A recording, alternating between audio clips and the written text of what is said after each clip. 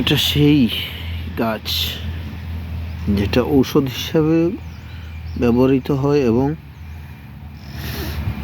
ড্রাগের বাবা হিসাবেও ব্যবহৃত হয়। এটা খাওয়ার পর মানুষের হুঁশ ঠিক থাকে না, মানুষ দিশেহারা হয়ে যায় এবং মাছ ধরতে শুরু করে।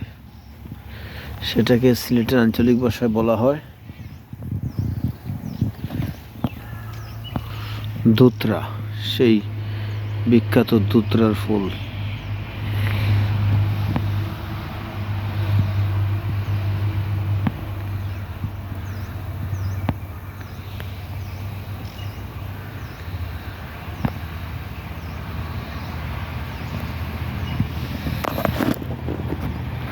দুতরা ফেটে এই অবস্থা হয়েছে। করোনা ভাইরাসের মতো লাগে। এটা করোনা ভাইরাসের বাবা, শুধু করোনা ভাইরাস নয়। পাতা চিনে রাখুন, ফুল চিনে রাখুন।